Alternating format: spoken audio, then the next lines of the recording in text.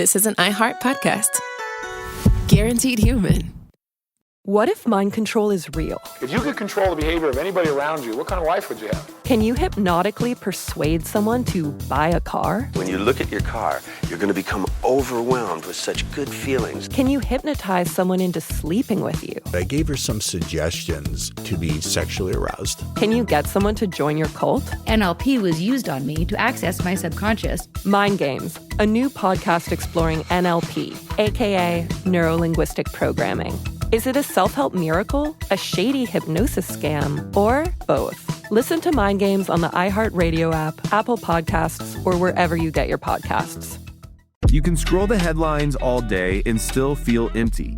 I'm Ben Higgins, and If You Can Hear Me is where culture meets the soul. Honest conversations about identity, loss, purpose, peace, faith, and everything in between. Celebrities, thinkers, everyday people, some have answers, most are still figuring it out. And if you've ever felt like there has to be more to the story, this show is for you.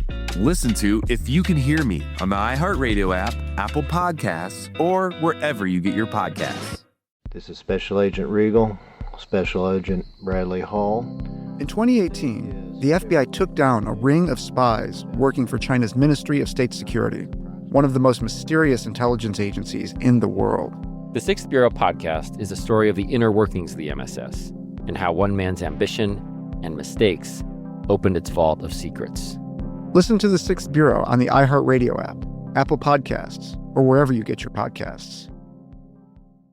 I'm Amanda Knox, and in the new podcast, Doubt, The Case of Lucy Letby, we unpack the story of an unimaginable tragedy that gripped the UK in 2023. But what if we didn't get the whole story? Evidence has been made to fit. The moment you look at the whole picture, the case collapsed. What if the truth was disguised by a story we chose to believe? Oh my God, I think she might be innocent. Listen to Doubt, The Case of Lucy Letby on the iHeartRadio app, Apple Podcasts, or wherever you get your podcasts. Hi, everybody. Robert Evans here, and my novel, After the Revolution, is available for pre-order now from akpress.org.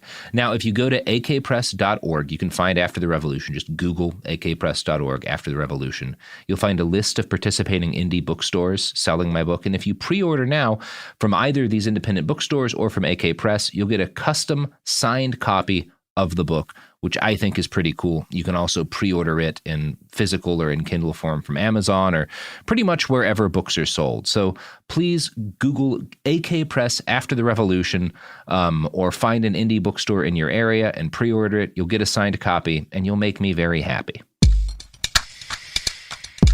Oh, welcome back to what is either Behind the Dollop or Dollop the Bastards, a podcast that, no matter what name we choose for it, is about tickling.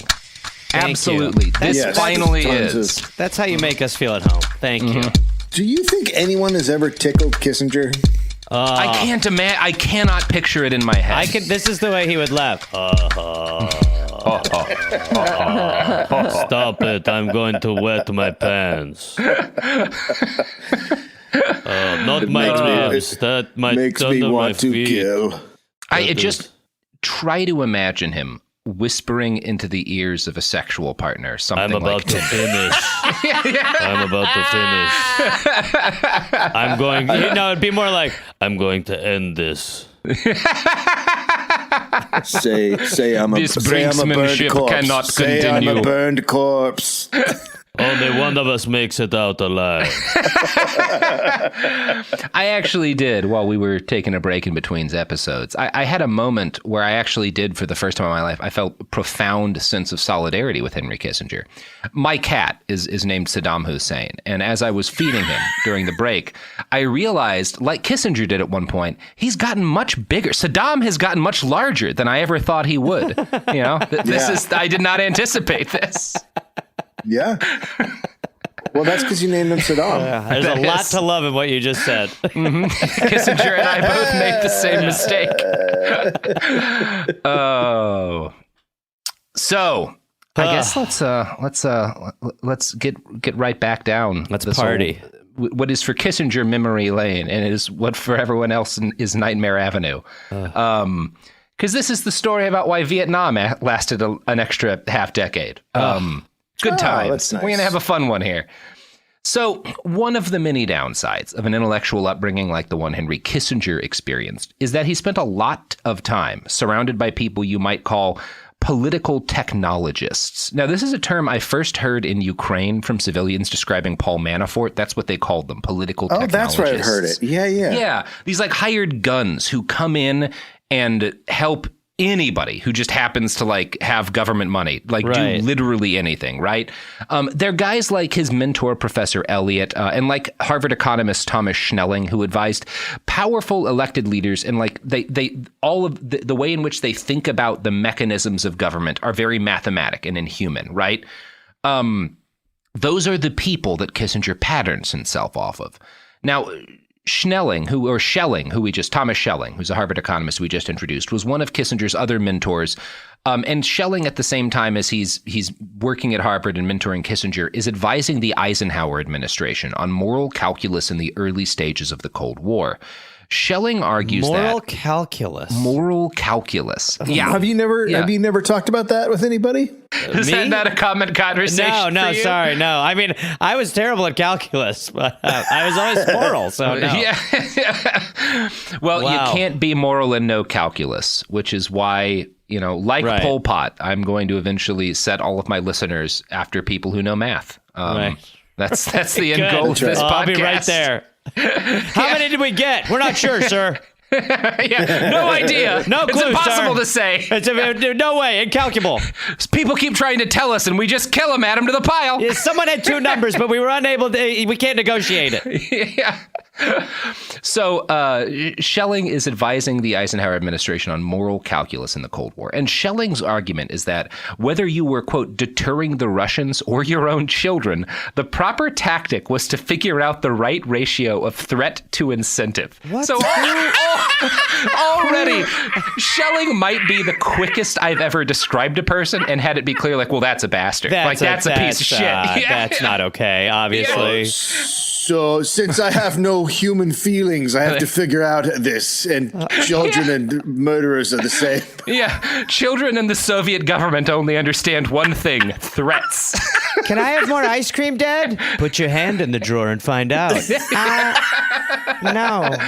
There you go. I'm going to tell you something, Jimmy. You go for that ice cream. I have a loaded 38 on the table. Now, one of the chambers is empty, Jimmy, so if you get that ice cream, I'll just go to maybe bed. the hammer goes down on the empty chamber. I just want to go to bed. I don't like dessert. There you go. Honey, I just feel like moral calculus is not the way to go with the ice cream. Yeah. Maybe you could just say no if you don't want him to have dessert. Any dad can say no. I'm learning. Yeah. So while Henry was teaching at Harvard, and this is before we ended the last episode on him getting that gig with the Council on Foreign Relations, writing about nuclear policy. Right. In the period before that, when like Schelling is his mentor, Henry learns a lot from him, and he walks away from their relationship with the belief that, quote, bargaining power comes from the capacity to hurt, to cause, quote, sheer pain and damage.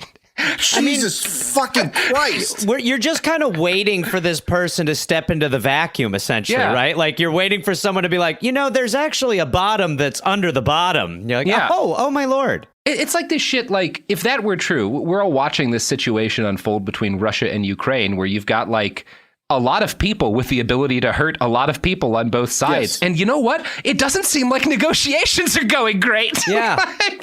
No, not really. Yeah. Maybe that's not a good basis to proceed from anything with. Yeah. Yeah. I mean, I can't believe that it's the craziest fucking idea. It's nuts.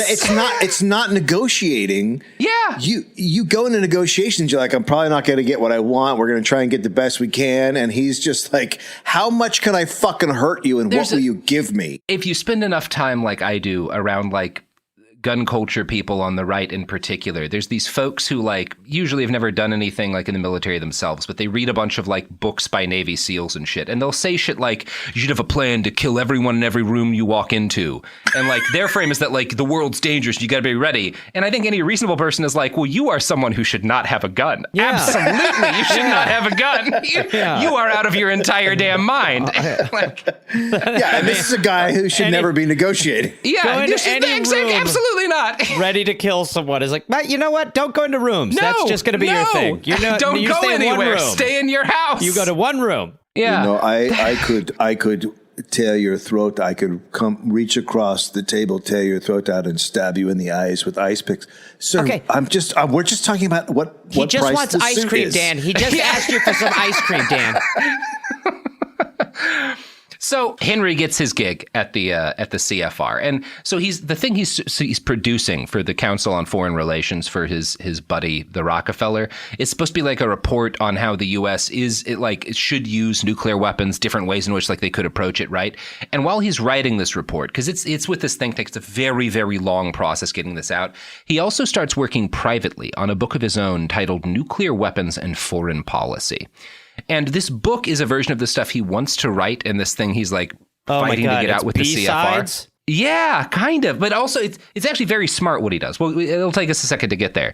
So this book that Kissinger writes, that's his like own project, criticizes U.S. threats of full scale nuclear attack in response to Soviet aggression.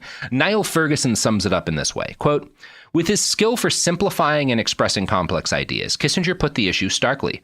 The dilemma of the nuclear period can, therefore, be defined as follows. The enormity of modern weapons makes the thought of war repugnant, but the refusal to run any risks would amount to giving Soviet rulers a blank check." Kissinger's conclusions were not original. The study group at the council was almost unanimous in its desire to find some alternative to Eisenhower's stated policy, and many defense intellectuals, most notably Bernard Brodie and Basil Little Hart, had also written on the subject of limited nuclear war. Kissinger's book demonstrated his talent as a creative synthesizer of their ideas, drawing out the implications of their work and arguing that for America's Cold War diplomacy to have any real substance, the U.S. had to accept the possibility of the limited use of nuclear weapons.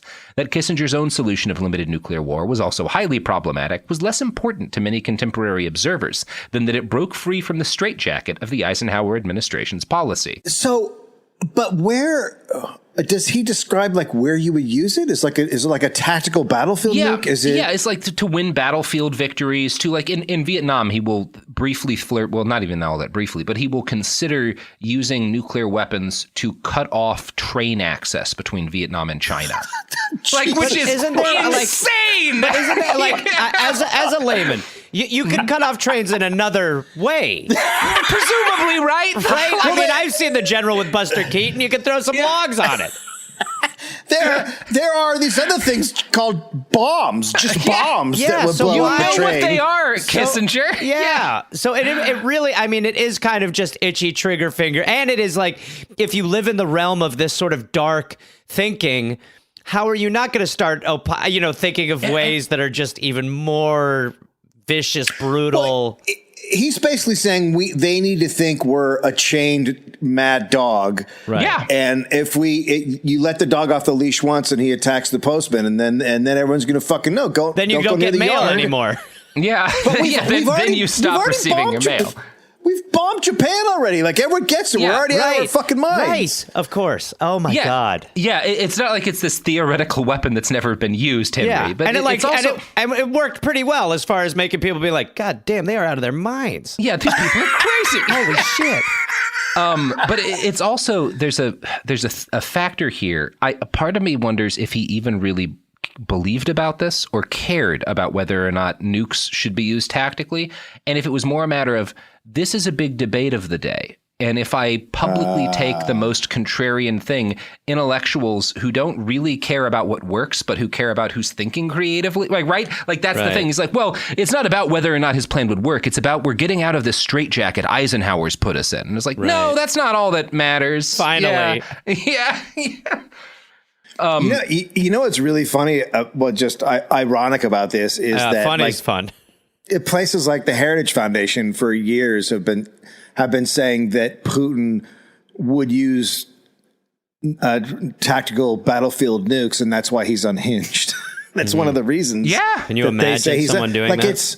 I would say anyone who would do that is crazy. Yeah, imagine. Now keep him on as an advisor. Yeah, yeah. That's my feeling on nukes. Don't shoot them at people ever. Yeah, they seem bad. I mean, they seem bad. Maybe an Independence Day kind of situation. I'll be honest. When I watch Independence Day, I think, I might shoot some nuke. I might at that point try a nuke or two. You know? But you have Randy Quaid. I do. I do hang out with him a lot. Yeah. That's my main plan if things go wrong. Randy, get in the plane. He lives in my basement. That actually tracks from the Instagram videos I've been seeing. So Kissinger's book was published in 1957, and it almost immediately sold 17,000 copies, which is a lot for a wonky book on nuclear warfare. Yeah. It is on the New York Times bestseller list for 14 weeks. Wow. Jesus Christ. Yeah, it's not great. Now, his timing is perfect. He puts this book out right as the Soviets make two big advances. In Hungary, there's like a revolution that they kind of crush. And then in the Suez, where like the British and the French are like fucking around in the Suez Canal, and the Soviets are like, stop or we'll do something bad. And NATO like backs the fuck off, right? So the Soviets have like two big kind of foreign policy wins in this period. And Americans can't look at this as like, well, you know, maybe the fucking NATO shouldn't have been fucking around in the Suez. And yeah, that shit in Hungary's fucked up, but like maybe we can't do anything about it. They're like, we should listen to the guy who says, what if we'd nuked them? You know, these colors like don't run. Yeah, that's where people go, right?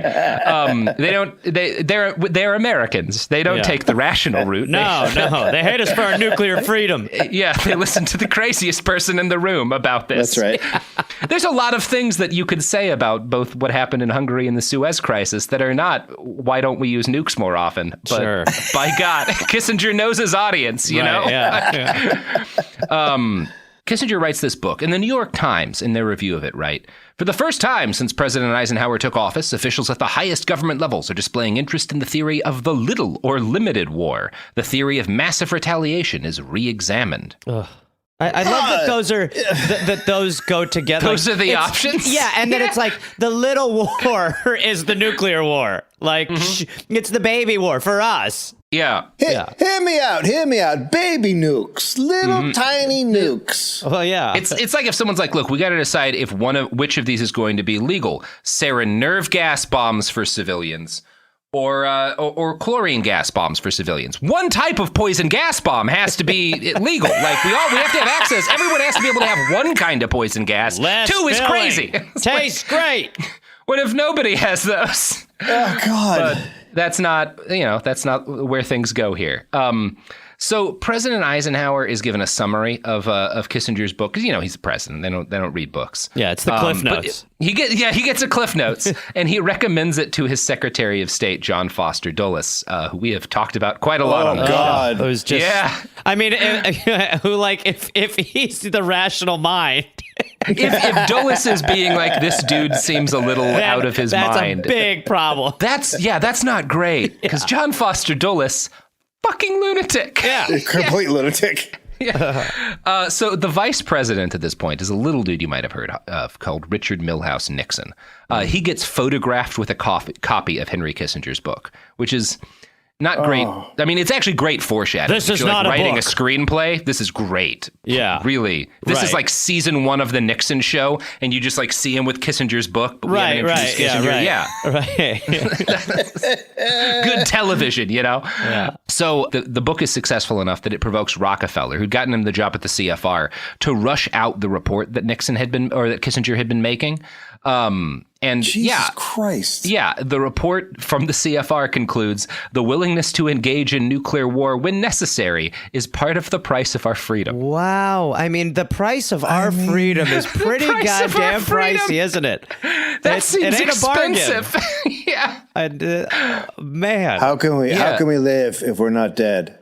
Yeah, how can we live without nuclear fallout? It's And it's amazing that if it was part of his plan or not, like you said, the timing is just pretty remarkable to release this book, and then it actually shifts the way that they view this. To be like, it's actually, he's got a really good point in his best-selling book about how nukes are cool. How nukes are sweet. I am excited for Ben Shapiro's book on the same subject to lead to the annihilation of all life on Earth. Can't wait. I'm going to live underground soon. Yeah, that's a good idea.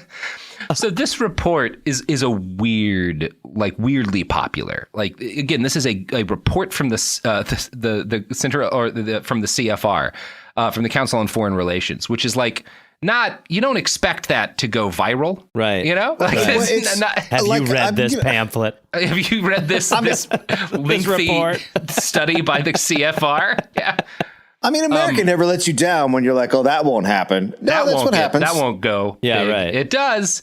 Yeah, so Rockefeller actually goes on the Today Show to talk about this report the CFR wrote with Kissinger. Fuck? I know, it's amazing. What an amazing macaroni casserole. So next... So he gives people on the Today Show an address where they can write for a copy of this report. No. They get 45,000 requests the first day and 200,000 requests the next. God. Hell's post office is overwhelmed. Yeah. The media, U.S. media call this report, quote, the answer to Sputnik, which is like, hey, the Russians sent an unarmed ball into space to further exploration. This book about how everyone should be nuking everyone is the answer to that. We're thinking that this report on nuclear weapons will actually show the Russians how to not go to space. Yeah, that space exploration. If you get rid of Russia, they can't go to space. Do you understand? Yeah, and it's worth noting because I think like in our popular history, the answer to Sputnik is the Apollo missions, and it's framed as like this beautiful, which did eventually happen. But no, the first answer to Sputnik was a report about how we should be nuking each other more often. Yep, that's they put a ball in the orbit, so we should blow up St. Petersburg. We should be ready to drop 13 nuclear warheads on Berlin at a second's notice. That will show them. Jesus, what so the this fuck? makes Henry Kissinger famous. He is all over the place now. How? Yeah. This is how he becomes famous. Like some guys watch the Today Show and he buys the book so he can tell everybody at the Elks Club that we need to use nukes. This is what's happening? Give this accountant a soccer ball. Some people get famous because their dad is one of O.J. Simpson's lawyers. Some people get famous because they write a book about how nuclear warfare is not that bad. It's just fame. It's a crapshoot. Absolutely.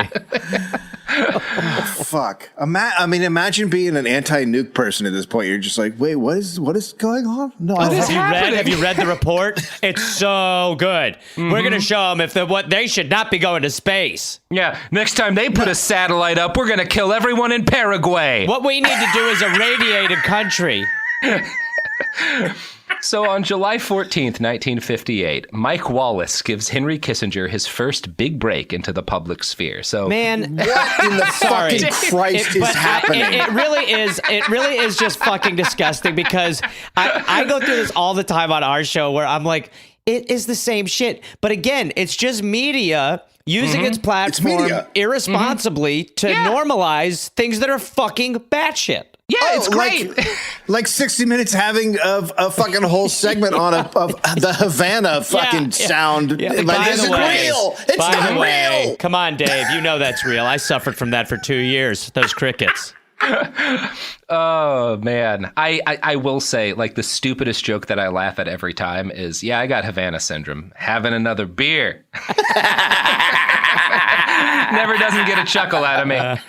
But we've had 60 Minutes come on. 60 Minutes did the satanic scare shit with they were big. A lot Procter of satanic Gamble stuff. They just run with ideas that are crazy. Yeah. Because for people who are at the level Mike Wallace is, the definition of journalist is not afflict the comfortable and comfort the afflicted. It's be a giant shithead. Yeah, right. be a huge shithead. Man. Oh, man. So Mike Wallace introduces Henry Kissinger, the guy whose one achievement is a book about how nukes are cool, by saying this. In the field of foreign policy and military affairs, Dr. Kissinger, you're acknowledged to be one of the most penetrating minds in the country. Oh, he's penetrating. He is. Penetrating like an Atlas missile penetrates the cloud cover above a city full of women and children. Yeah. Wow. Now, during the interview, Kissinger expressed that, quote, a capitalist society, or what is more interesting to me, a free society, is a more revolutionary phenomenon than 19th century socialism. I think we should go on the spiritual offensive. Yeah. So the spiritual capitalist? With a nuclear extension. With nukes, yes. So he's connecting... He's connecting the two options, 19th and, century socialism or capitalism, or current day capitalism. And nukes. Those are the options. Yep. Mm-hmm. And Mike Wallace just empty-headedly sits there and goes like, I really love your property. Yeah, just smiles and behind his eyes is a dial tone. Yeah, right. Oh, my God. So this earns him finally the job at Harvard that he'd coveted. This is why they give him... Shut the fuck up. It like just whenever, is so simple. I cannot get over how fucking evil Harvard is. It's so good. It is monstrous from its beginning. Best. It is a horrific. Some of us went there, asshole. Anti-Harvard action. So he gets his Harvard job, and he keeps writing. In 1961, Thank God. What's he doing at Harvard? He's like teaching some shit, Kissinger stuff type classes. About talking about Spengler a lot. Yeah, nukes are awesome too. Nukes are awesome. Freedom requires an absence of morality. Teaching kids good stuff. Teaching kids good things. Right. So in 1961, he publishes a book titled "The Necessity of Choice," which is his manifesto on how the United States should approach foreign policy in the 1960s. It is not an optimistic piece of writing. Quote, "The United States cannot afford another decline like the one which has characterized the past decade and a half. 15 years of more of a deterioration of our position in the world, such as we have experienced since World War II, would find us reduced to Fortress America in a world in which we had become largely irrelevant. Our margin of survival has narrowed dangerously." What in the fuck is he talking about? I mean, again, America is not losing influence.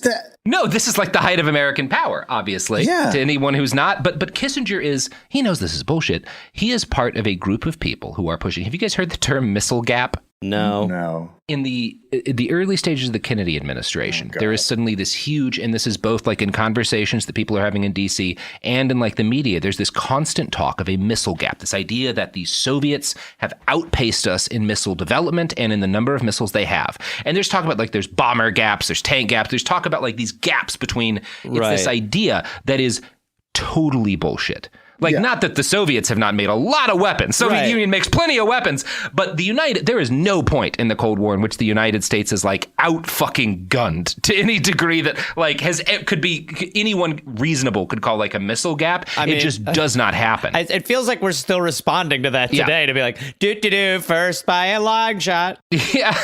And it's not, I would say unhinged, but it's very reasonable because the argument comes primarily out of the Defense Department and the growing defense industry, who it's great for them if everyone thinks there's a missile gap. Like, of course. Yeah, you got to build a lot more weapons. We'll sell them to you. I thought it was the place you could get khakis on your rockets, but... Yeah, the missile gap. Thank you. You're welcome. We'll be right back. Am I allowed to throw the commercial? I'm sorry, go ahead. You know what? Yes, actually, this is time for an ad break. So, if you're looking for a way to dress up your R9X knife missile before firing it into some guy's car, check out the missile gap.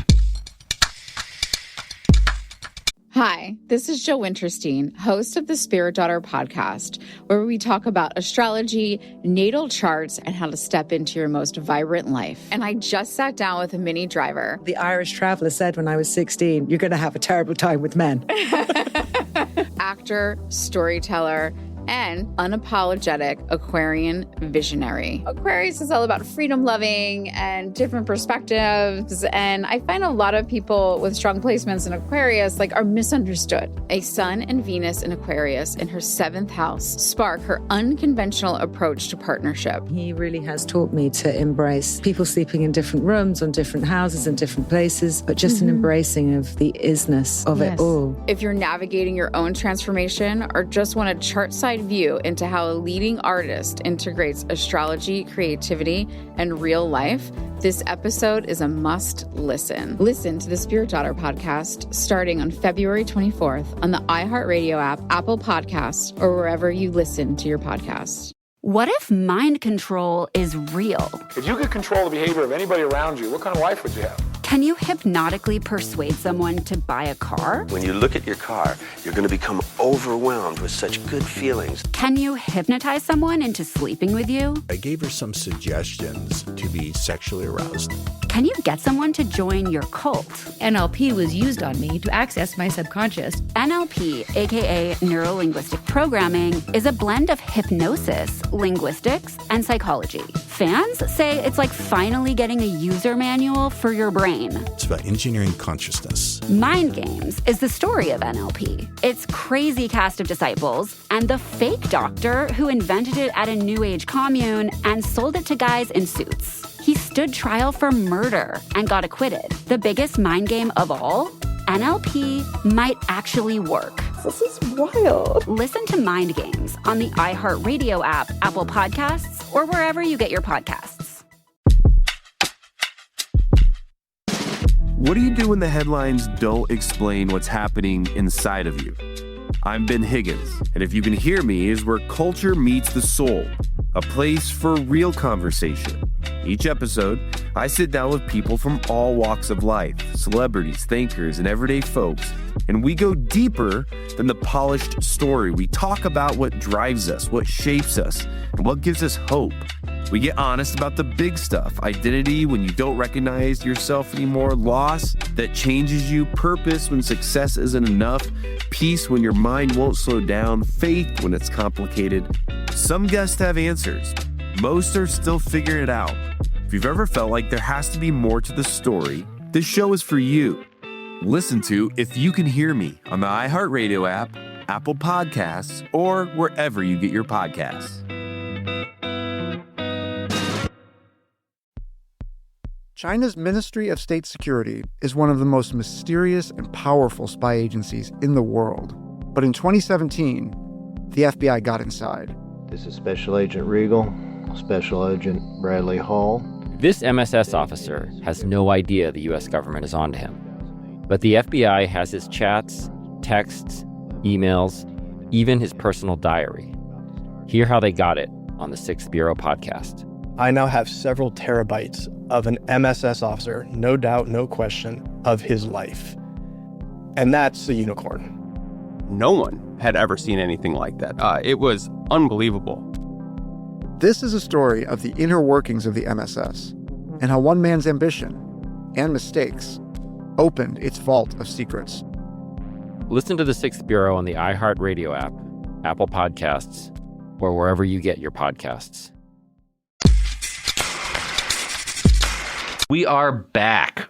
So it's bullshit, the idea of the missile gap. And Kissinger is smart enough to know this, but he is one of the major proponents. He's not one of the, there's other guys who are more influential pushing it, like actually within the halls of power, right? Because he's not super within the halls of power yet. But he's all over TV and shit. Like, he's a guy that you call now. Like, once you get in the Rolodex of media people, you stay there, you know? He's the nuke guy. He's the nuke guy. A positive nuke guy. There's people that you got, like the negative nuke guy and the positive nuke guy. He's the guy who says we don't have enough. You know, the thing we've ever not had enough of, nuclear weapons. He is a big part of why we have so many fucking nukes. And why the Russians have so many fucking nukes. Because once the U.S., like, once you start this, like, we have to build a lot more nukes, they're going to build even more nukes. And, like, then you're going to get to build any more nukes because you can say they've built so many more nukes. We don't have enough nukes now. And then you wind up with like 12,000 of them in the world. I have a name for that. I'm coming up with it right now. Nuclear arms race. Mm-hmm. That's cool. And that's a neat one. I'm glad totally, there's finally a term for it. We should nuke him. I mean, that would just be like the one thing I would. It is the just start one a use GoFundMe case. to just nuke him. One of those Davy Crockett handheld missile launchers with whatever, a nuke on whatever it. we can do. What about just a little tiny nuke that we shoot into him and it explodes? But it's just a little guy. A little baby nuke. Just enough to take out Kissinger. Yeah. It's the Kissinger-sized nuke. nuclear weapon. Yeah. But he would just ingest it and go, I am now more powerful. Now I am bigger and I'm more upset. It is amazing to think about how seriously this guy gets treated by everyone immediately and how much influence he's allowed to have on an incredibly dangerous thing. And this is the same guy who got tricked by Theranos. This is the same dude who gets hoodwinked by the fake blood lady in the turtleneck. Like, it's really amazing. God. Yeah. It's so funny. It's so funny. So Kissinger is not, again, he doesn't come up with the idea of the missile gap, but he's like a very influential voice in pushing this idea, right? He's a part of this. So he doesn't get, if we could honestly do a whole episode on like why there's so many fucking nukes that this would be a part of, but he's a factor in this massive arms buildup. And he also starts, but he's also like, He's just doing this for careerism reasons because it like gets him in good with people who are in power. And part of how you know that is that Kennedy, not a guy I'll give a lot of credit to, but one of the things Kennedy says is that like limited nuclear war is insane. Like, right. Fuck you, Henry Kissinger. He doesn't say that, but it gets made clear the connections that Kissinger has in the Kennedy administration make it clear that like JFK does not buy your attitudes on limited nuclear war. And so he stops talking about that. Oh my God. He wants to become part. He doesn't believe in shit, but he wants to be in the JFK administration, right? Wow. So he stops pushing this thing that makes him famous and saying other shit because it'll get him closer to power. And that's all Henry Kissinger really cares about. Yeah. So I wonder if like the Today Show's calling up and he's like, I'm not really doing nukes anymore. No, like, he just comes on. Well, actually, the quote. I'm going to quote actually from Niall Ferguson here. He explains like what he starts doing on the Today Show. Kissinger now advocated a conventional arms buildup since the dividing line between conventional and nuclear weapons is more familiar and therefore easier to maintain. He continued to insist that the United States develop smaller nuclear weapons, but he moved his own position to where he thought Kennedy's was. In effect, the necessity of choice was something of a job application, and Kissinger hoped Kennedy would make an offer. So, like, again, doesn't believe shit. It really is, it's just Marjorie Taylor Greene. I mean, it is the same shit, essentially. And it's like, the sensationalism that gets you the headlines. And then once you're and it's really any form of our pop culture entertainment now. Just get your name in the fucking headlines and then define who you are. And then you can, like, figure out what you actually think and actually believe or how you're going to ride that to power. But just make a bang. It is like the political equivalent of a comedian like saying a racial slur and then listening to the audience to determine whether or not they're joking. Yeah, like right. Like that's what he's doing. Show up to a club, take your dick out, and then write your hour. Yeah, it's called Louis C.K. backwards. Yeah, it's the KC. I'm not going to figure out what the backwards. No, you're close. It's Casey Sewell. It's Casey Sewell. Yeah. So he does not get exactly what he wants, but he gets part of what he wants. His buddy Nelson Rockefeller is able to give him a part-time consulting gig for the National Security Advisor. So it's not everything he wants, but he is now. He's cracked his way in, you start your way in and it's, unless you really fuck up, and by fuck up, I mean, don't get a lot of people killed. You'll just get closer and closer to power because that's how our system works. So, Kissinger is obviously very conservative. Rockefeller is not. Again, he's part of the Kennedy administration. This is what I don't understand. We'll talk. We're going to talk a shitload about that over the next couple of episodes because this is like a consistent weird thing about him. But like one of the things Kissinger does is he oils Rockefeller with effusive claims that Kennedy's inaugural speech, which Rockefeller had helped with, was so good he, quote, might become a registered Democrat. Right? Like that's the kind of shit he says that like I'm almost a Democrat now because of how good JFK's speech was. That was so good.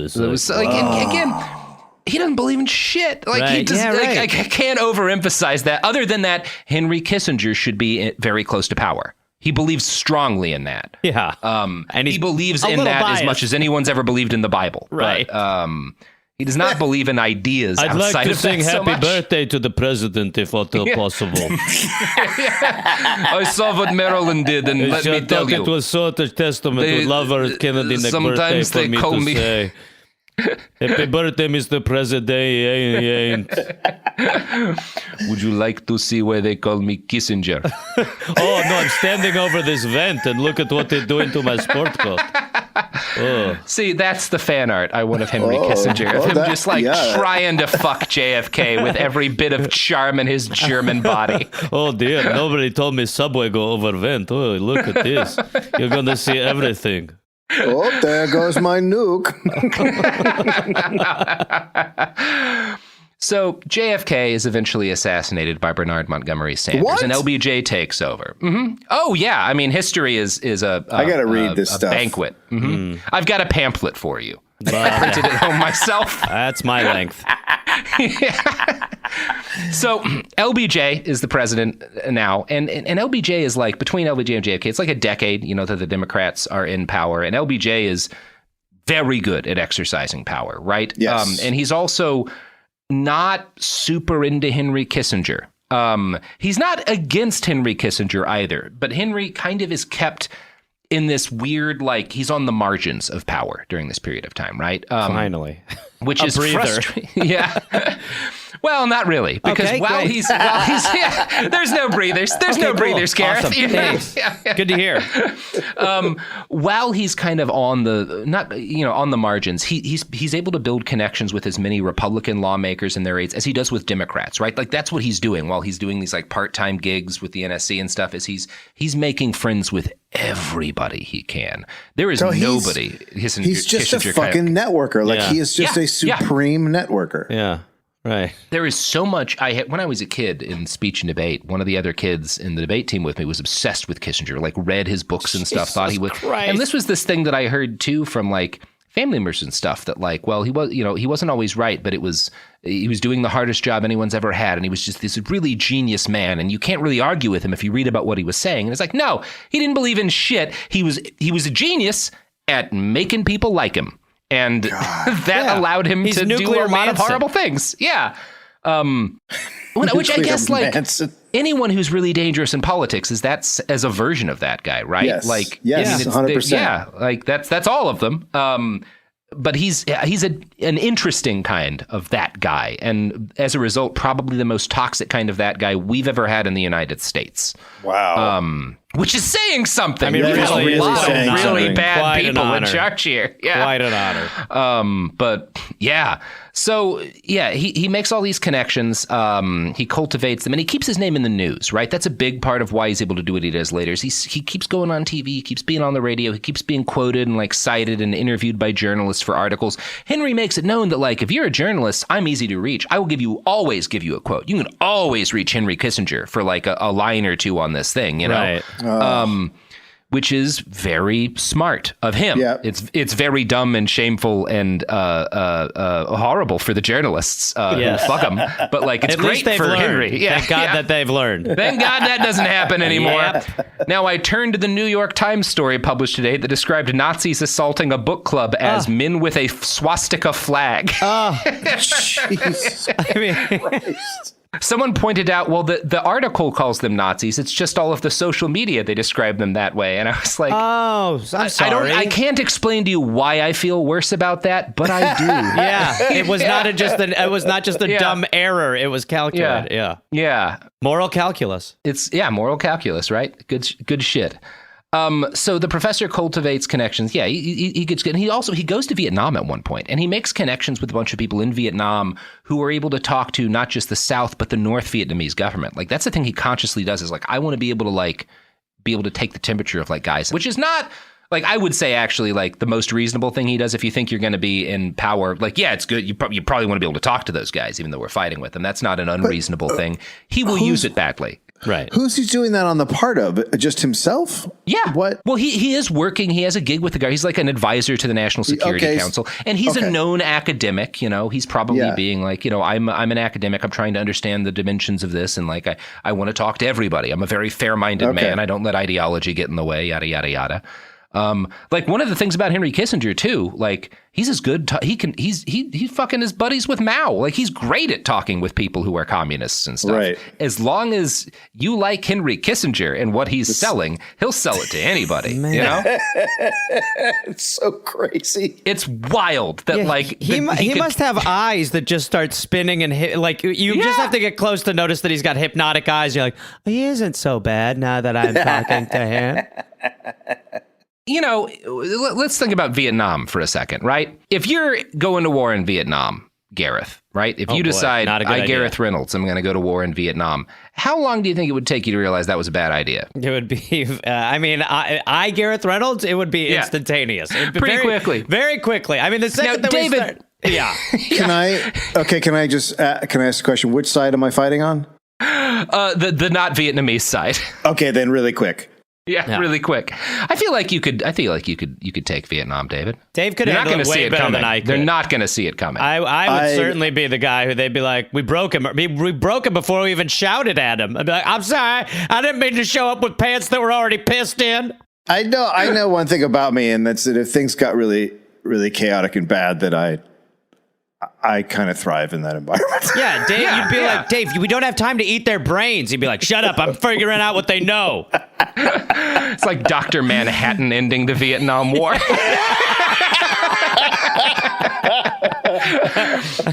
Both sides surrendered to Dave.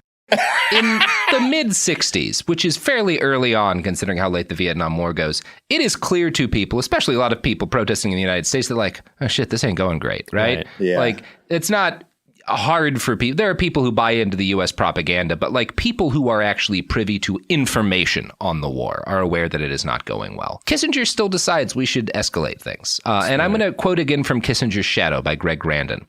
Upon returning from his first visit to South Vietnam in late 1965, Kissinger threw himself into a campaign to build public support for ongoing intervention. In early December, he joined 189 other scholars from Harvard, Yale, and 15 other New England universities in an open letter expressing confidence that Johnson's policies would help, quote, people of South Vietnam determine their own destiny. A Viet Cong victory will spell disasters, said the letter. Then, later that month, he led a Harvard team against a group of Oxford opponents of the war in a debate held in Great Britain and broadcast nationally in the United States on CBS. Kissinger passionately defended the bombing of northern Vietnam, insisting that it was not a violation of international law. He invoked the analogy of World War II, saying Washington's actions in Indochina were as righteous and justified as they were in Nazi Germany. Bob Shroom, who went on to become a Democratic political consultant, was on Kissinger's team and says that when he today watches a recording of the debate, he is, quote, amazed by two things: how young we look, even Kissinger, and how wrong we were. So first off, Bob, Kissinger, you don't feel bad enough. I don't know how bad you feel about this. It's not enough. Not nearly enough. Your first reaction would be like, God, we were kids. We were young. We were young. Look at that. There's like some Vietnamese dude next to him thinking about like bombs raining down on the jungle, and he's like, look at that. I didn't even have crow's feet back then. Look at me. Believe that? Look at Kissinger. Oh my God, his jowls. Look at Hank. Yeah, he's only got one jowl at that time. That's before he got the 8. Our hair looked so stupid. Am I right? Am I right? Where did your legs go, by the way? It's before Henry Kissinger looked like Chet in Weird Science after things go wrong. It's amazing. Like, and it's there's a lot in that paragraph, both that like, of course, when the debate starts to build, like, should we escalate this nightmarish war?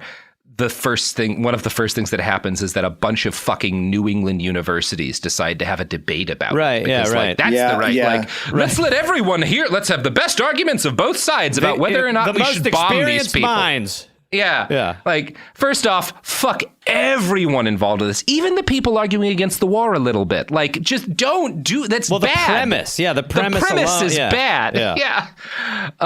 Less so, certainly. I don't know. I don't know. Maybe like it made sense. Here's at the a time. bunch of virgins debating which position is the best to fuck in.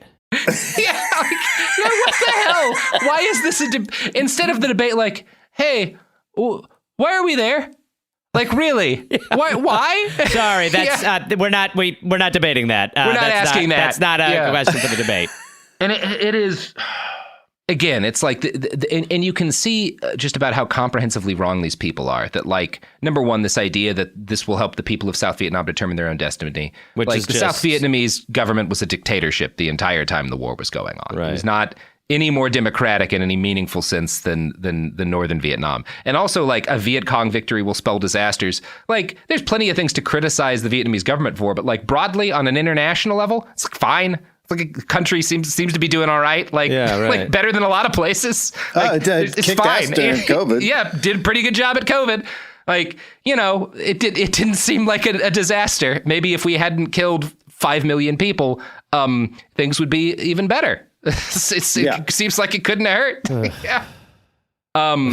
Again, they're wrong about everything. Like Kissinger in this period, everything that he said, he has this reputation as such an intellectual titan, and he's like so constantly fucking wrong. But people will bring up, there's always like, it's the same as today. All of these people that are constantly fucking wrong, just keep on getting positions of power and being in media, and they're always fucking wrong. And there's this shit, like, people will bring up, like, well, but there's this nuclear arms treaty he helped make, and there's this, like, peace deal he negotiated in the Middle East, and, like, all of these things. Like, yeah, but that was, like, 2% of the shit that he did, and it was largely because other people that he wanted to stay in good with were pushing for that kind of shit too. Like Henry Kissinger, whenever he has expressed an idea that is his legitimate idea, is like really, really disastrously wrong. Yeah. Amazing. Yeah, fuck him. Nobody cares. Yeah, nobody cares. He's got to get to invest in Theranos still, as opposed to being the one victory. The one victory. One victory. That's why we should pardon her. Yeah, right. Yes. That really is right. Yeah.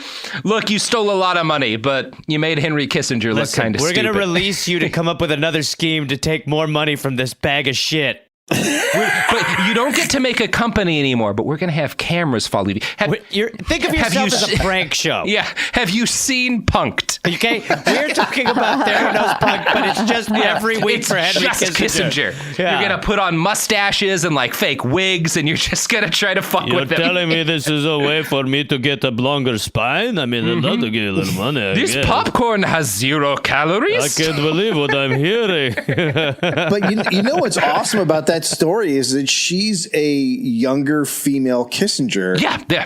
100%. She's like blood Kissinger. Everyone was super into her, and she was just saying whatever people wanted to hear, and like, yeah. Right. It's amazing because there's the good grifters and the evil ones. We just finished our 4-parter on the Tsar and talked about the fact that like before Rasputin, there was another spiritualist grifter who pretended to talk to like ghosts and stuff named Philippe, who like got a bunch of money for them, tricked the Tsarina into thinking she was pregnant, and then bounced with a bunch of their money. And the last thing he did before he left was like, I'm going to come back in another form as another spiritual healer. And you should trust whatever I said. Very funny.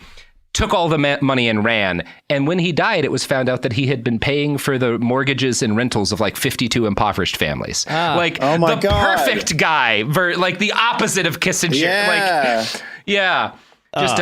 Taking money from the Tsar to help poor people out. What a dude. Be great if he showed up again. Let's put that guy in front of Kissinger. Let's see what he can do. So in private, Kissinger admitted already, while he is doing all this, while he's a part of this big debate, while he's taking the side that we should escalate, in private, in his conversations, he admits to his friends that Vietnam is an unwinnable disaster of a war. Man. Fucking God. Yeah.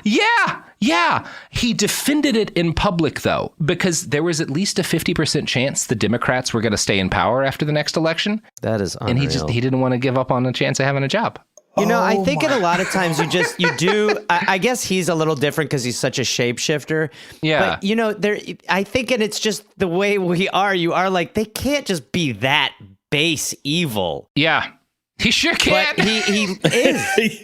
Yeah. Mm-hmm. Yeah. It's something I always think about with climate change is that people can't wrap their heads around the fact that there might be a significant portion of rich people in control who actually want everybody to die. Yeah. Yeah, or at least don't care because what really matters is like maintaining their level of relative power to everyone else. They and the deaths know, of and it's just like, but what are they going to do? Yeah. Call themselves out?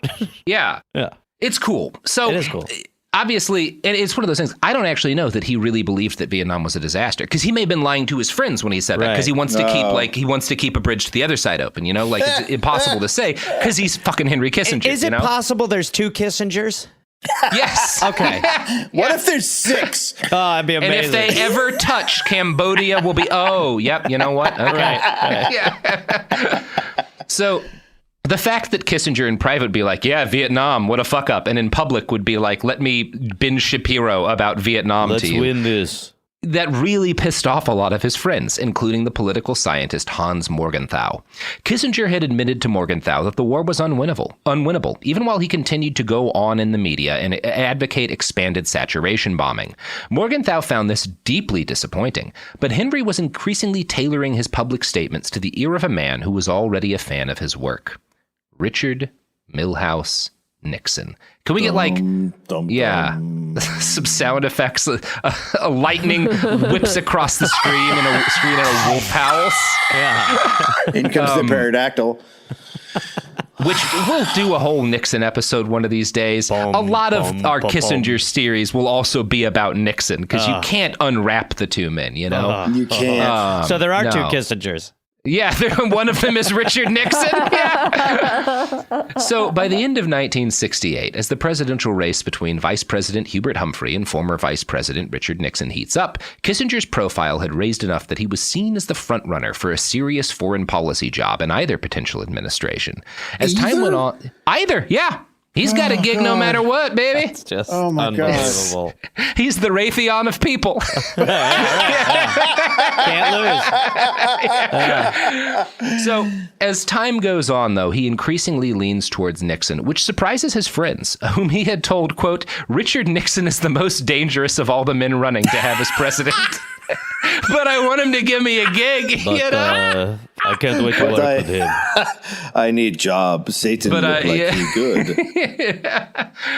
So he was heartbroken when his friend Rockefeller lost to Nixon, and he commented, now the Republican Party is a disaster, and Nixon is not fit to be president. Oh, my God. It's the same fucking shit over and over. And, this is what they said about Reagan. This is what they said about Bush. This is what they said about Trump. Okay. Yep. Yeah, it's always the same calculus. This is true, but Kissinger didn't let his complete contempt for Nixon stop him from trying to get a job with the man. To explain why, here's the New Yorker. It took Kissinger's close contemporary, the political theorist Sheldon Wolin, another son of Jewish immigrants who fought in the war and studied at Harvard with William Yandell Elliott, to fully dissect Kissinger's careerist instincts.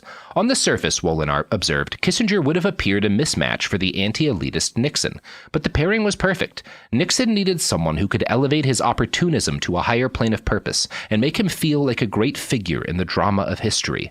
As Wolin wrote, what could have been more comforting to that barren and inarticulate soul than to hear the authoritative voice of Dr. Kissinger, who spoke so often and knowingly about the meaning of history? I mean, so it's just an empty sack and an evil sack, and the evil sack's like, I can fill you.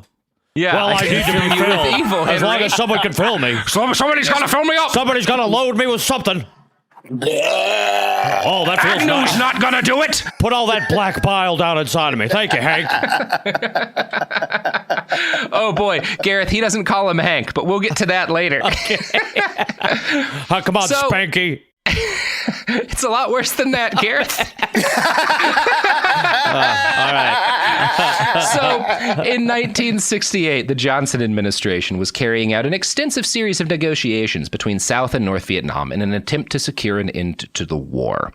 LBJ wants credit for his legacy, right? I'm not going to give LBJ credit for caring about human death and suffering, because he's also a monster. Right, No, not trying to make him seem good by comparison.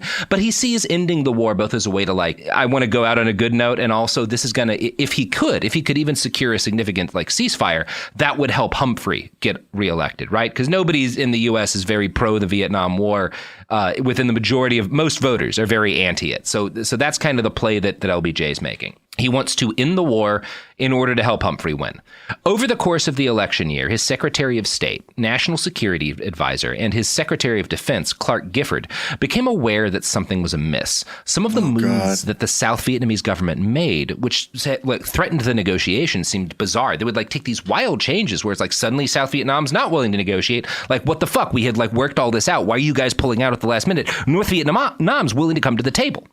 In The Trial of Henry Kissinger, Christopher Hitchens writes, quote, from his seat in the Pentagon, Clifford, who's again the Secretary of Defense, had actually been able to read the intelligence transcripts that picked up and recorded what he terms a secret personal channel between President Thieu in Saigon and the Nixon campaign. The chief interlocutor at the American end was John Mitchell, then Nixon's campaign manager and subsequently Attorney General. He was actively assisted by Madame Anna Chenal, known to all as the Dragon Lady, a fierce veteran of the Taiwan lobby and all-purpose right-wing intriguer. She was a social and political force in the Washington of her day. So, LBJ's administration, this is suspicious as fuck. Let's bug the Nixon campaign, right? Which is not illegal, obviously. It is an act of fucking treason to try and extend a war by sabotaging negotiations. This is one of the very few cases where you should wiretap those people. Yeah, you should tap the fuck out of those phones. But it's also, they don't want this to get, LBJ doesn't want this shit to get out at all. This would be, number one, a hanging crime. You get executed for doing this kind of shit, on paper, at least, right? And so LBJ's administration, while they're wiretapping Nixon and getting evidence about this, what increasingly becomes clear as a conspiracy, keeps fucking quiet about it because they're worried that revealing this would create a crisis of confidence in the American government. Oh my God. Fucking liberals. I know, right? Liberals. And this is how LBJ. many You are like times? the... How many fucking times? Bush stole 2 elections. This is what they did. This is what they fucking did. It's really, awesome. it really is. I mean, yeah, that is so fucking crazy to put the clubhouse. Yeah. I mean, above everything. It is like the one time where if a president had his political opponents hanged, it would be like, yeah, that's what you should have done. And imagine yes. that one session of hangings really would have gone a long way with this country. We would be in so much a better position if they'd hung Nixon and several other people we're about to talk about. It would also give Nixon good posture, finally. Yeah, finally. I knew about that Nixon had done. I did not know that they knew. I didn't know they knew at the time. Like that's yes, David. Fucking insane. The liberal mind. I always think about this story about when the junta took over in Chile before Pinochet got into power, and they asked they said we want to have interviews with people, and the liberals so believed in government that they went and lined up for the secret police interviews. Because they're like, well, this is what we do. And they're like, no, they're taking your names down to possibly kill you. But they lined up because they're like, well, we don't want to mess up the system. Like, we're supposed to go get interviewed by the government. Yeah. And you're like, it's a junta. Like, it just, the mindset of just, this is how our Constitution works and this is what we're supposed to do. And you're like, no, it's literally not working. The thing isn't working. This is one of the best examples ever of that. And this is the germ of truth in Kissinger's whole ideology about conflict is that if you are in a conflict with someone who is willing to throw down and you aren't, they're going to win, right? Like that is a truth of history, right? It's a truth of fighting fascists, right? It's not enough to say like punching them isn't the entirety of it, but if you're not willing to throw down, they will win, right? Right. And that is a thing that is often taken exactly the wrong way at the geopolitical level. But like you see in this that like LBJ was not willing to throw down and Nixon was. And everything we're going to talk about in the rest of this series happens as a result. And it's like LBJ loved throwing down. But not in it's amazing that he doesn't in this. I think that's the craziest thing is that like that was the fucking big dick. I'm going to take a shit and you're going to listen to me guy. Like he gave no fucks and threw down with everybody. You know what I think it is, Dave?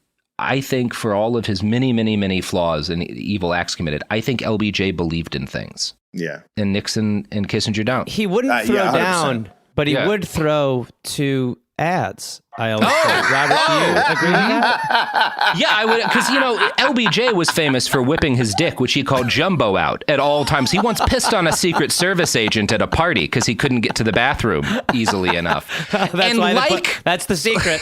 Yeah, all of our sponsors are the same in that their dicks are called Jumbo and they do piss on the Secret Service. Every one of our sponsors pisses on the Secret Service. That's a promise. So... Hi, this is Joe Winterstein, host of the Spirit Daughter podcast, where we talk about astrology, natal charts, and how to step into your most vibrant life. And I just sat down with a Minnie Driver. The Irish traveler said when I was 16, you're going to have a terrible time with men.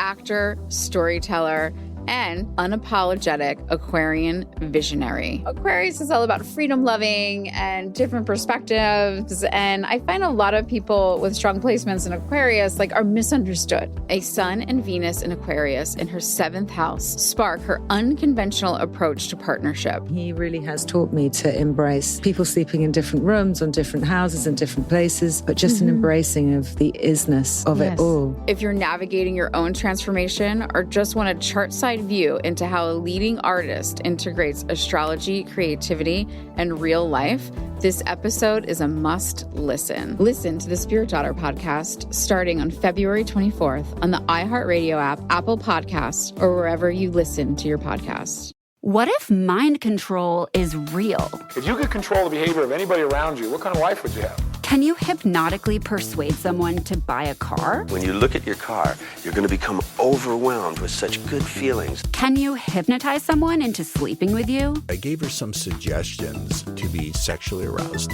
Can you get someone to join your cult? NLP was used on me to access my subconscious. NLP, aka Neuro-Linguistic Programming, is a blend of hypnosis, linguistics, and psychology. Fans say it's like finally getting a user manual for your brain. It's about engineering consciousness. Mind Games is the story of NLP. Its crazy cast of disciples and the fake doctor who invented it at a New Age commune and sold it to guys in suits. He stood trial for murder and got acquitted. The biggest mind game of all?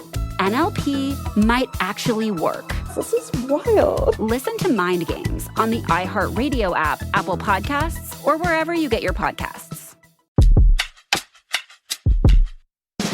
What do you do when the headlines don't explain what's happening inside of you? I'm Ben Higgins, and if you can hear me, is where culture meets the soul, a place for real conversation.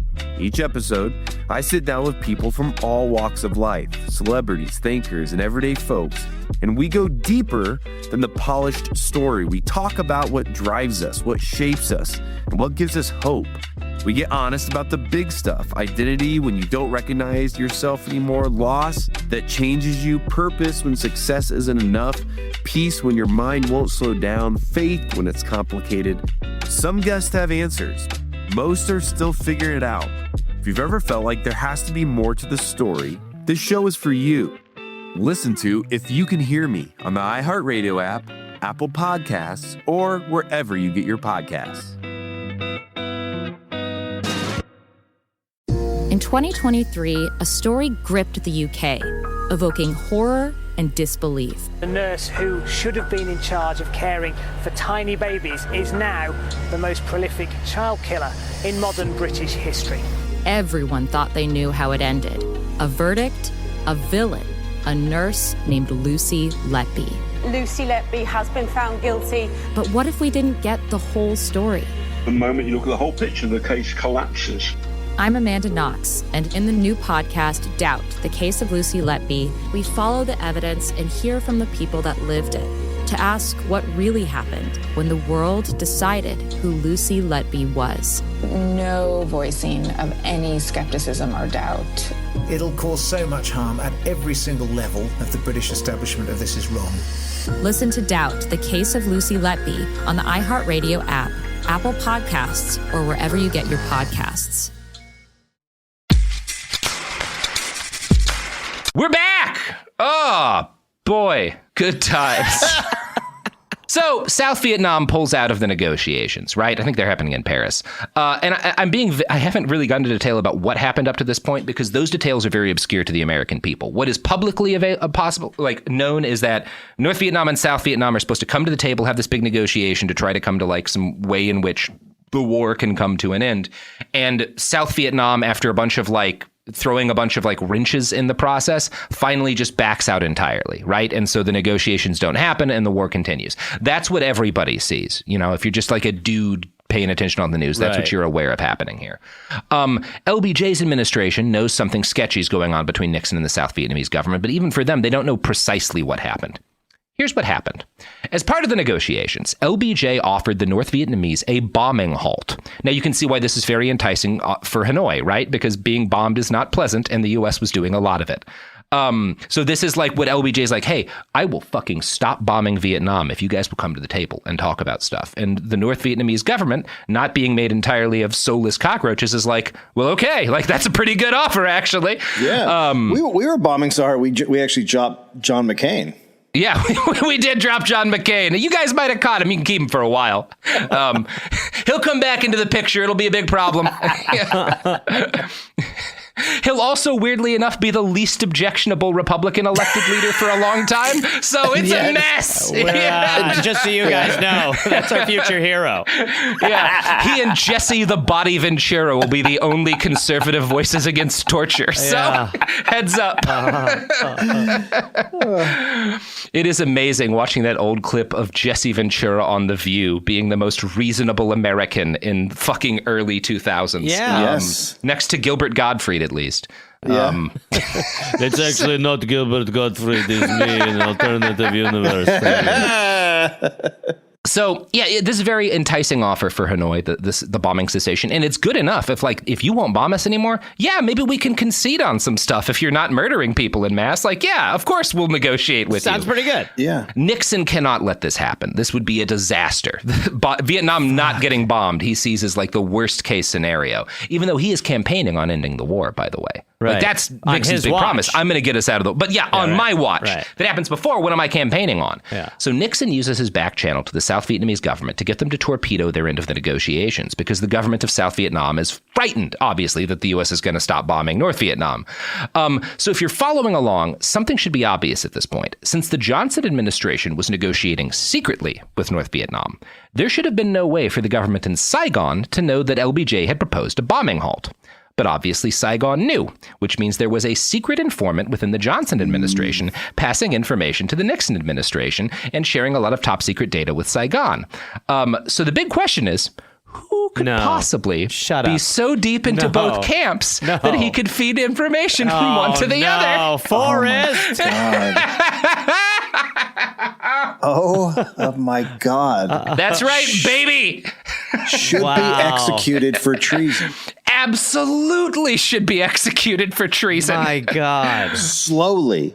Yeah. Slowly executed. Yeah. It should be that incompetent dude who hung the Nazis at Nuremberg and kept fucking up and making it worse. Bring that dude back. Sorry, can I just let me try one more time before you guys get mad. We should have frozen that motherfucker in carbonite to break out when the nation needed him. Yeah. That's amazing. Oh, God. Oh, you guys waking me up to kill me? No, we're huge fans. Get drunk and do another hanging. We are huge fans. We've got you a handle of gin here, and this is Henry Kissinger. Oh, he's great. Why would you like Kissinger? He's Shut awesome. up. Just do whatever just kill him as fast as you can. That's the only note. But I took a lot of notes from him back in the day. He's great. He's great. Just kill him. Okay. I don't think he could die, though. I will say, I don't think that guy could read.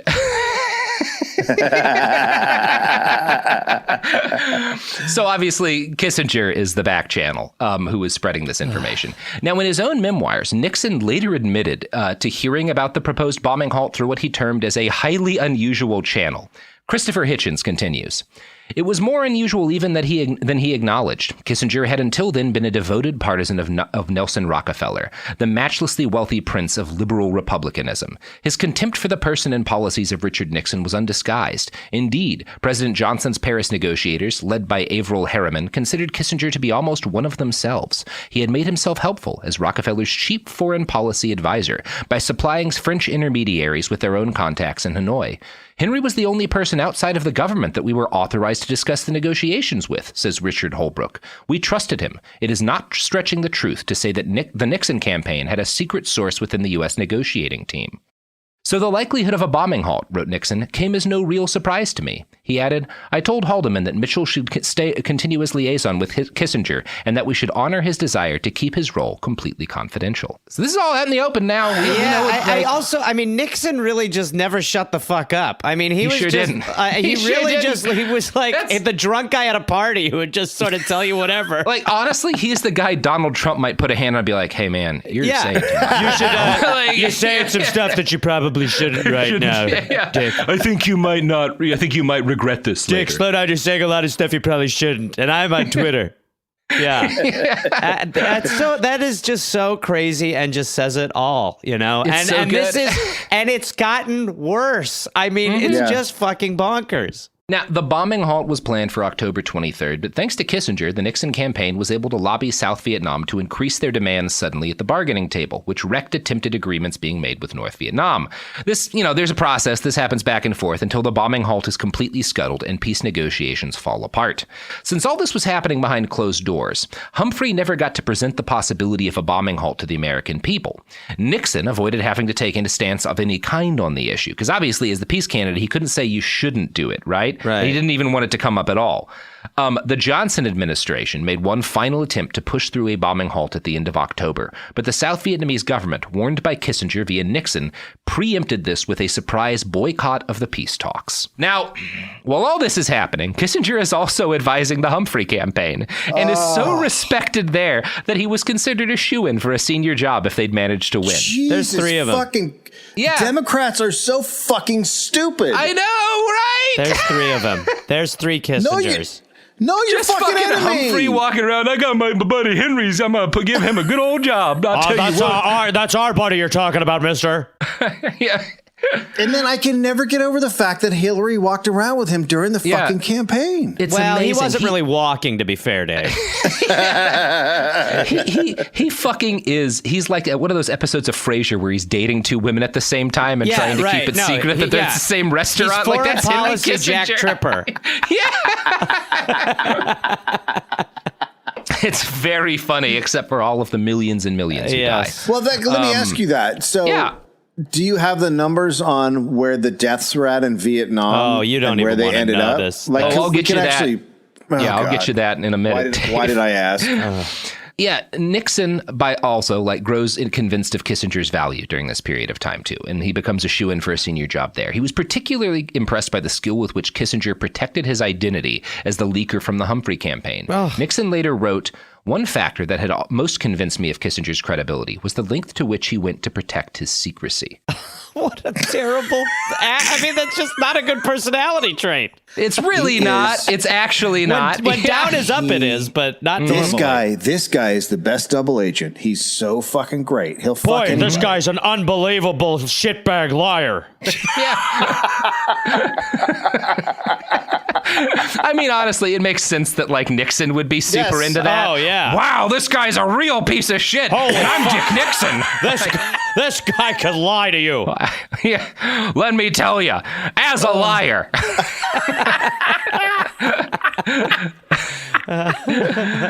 Oh, fuck. It's fucking amazing. It's bad. Yeah. Clark Clifford, who was again the Secretary of Defense at the time, would later blame the fact that the war did not end in 1968 and the loss of the Humphrey campaign in that election on the skullduggery of the Nixon campaign, which was orchestrated in part by Henry Kissinger.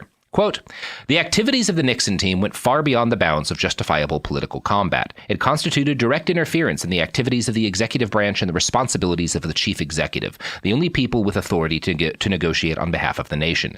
The activities of the Nixon campaign constituted a gross, even potentially illegal interference in the security affairs of the nation by private individuals." Which is the polite political wonk way of saying it. In the book Kissinger's Shadow, Greg Grandin is even more pointed. The fact that Kissinger participated in an intrigue that extended the war for 5 pointless years, 7 if you count the fighting between the 1973 Paris Peace Accords and the 1975 fall of Saigon, is undeniable. Adding to the evidence is Kissinger himself. He's been caught on tape twice on recordings recently released, admitting he passed on useful information to Nixon. Jesus Christ. My God. It's like killing him isn't enough. No, he should be gibbeted. I said so. We need to bring back gibbeting and just hang that motherfucker somewhere in a nice cage box. Leave him out there. Leave him out there. Let people pelt him with stuff. Yeah, fuck. Let's kill him by throwing potatoes at him. You got to make sure they're soft, right? Because he's not that strong anymore, and you want it to last a while. Boiled potatoes, yeah. So we'll talk a bit later about how he got caught on tape and why we know about all of this, because that's a fun story, guys, and involves a different series of crimes. But Grandin makes another point that's worth acknowledging here. While Kissinger definitely had inside information from the Johnson campaign, which he passed on, he also didn't have as much information as he pretended to know when he talked to the Nixon campaign. Oh, Jesus Christ. Quote, "Even with access to Johnson's negotiating instructions, he couldn't have had exact information about the decisions being made at the White House. He had to have been winging it, at least to some degree, guessing at what others knew, imagining what others would do with that guess, playing the angles, sussing out the chance, all while giving the appearance of composure and certainty." He was right-winging it. I mean, just what what an absolute fucking psychopath. Honestly. That's the kind of shit, like he said, if you're dating two women, you're trying to figure it out and get through some stinky situation, but he's doing this with fucking Vietnam and 2 presidential campaigns. The craziness, the absolute lack of a soul is astounding. He is pure blackness inside. Mm-hmm. Yeah. Dave, let me push back for a second. No.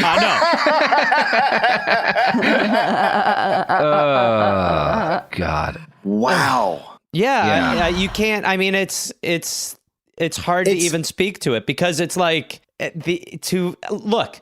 I'll kill 5 people for a job, but at some point you have. I think to up be to like, 5 is normal. Sure. Yeah, that's regular.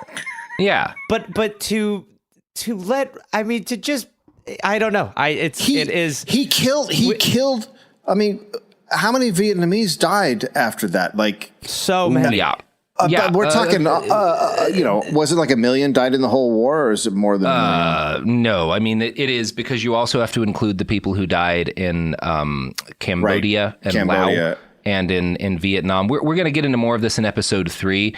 But conservatively, an additional couple of million deaths as a result of this. In addition to an additional 20,000 U.S. dead. It's kind of hard, the death toll, to get precise, but like a couple million, like in the millions of additional dead.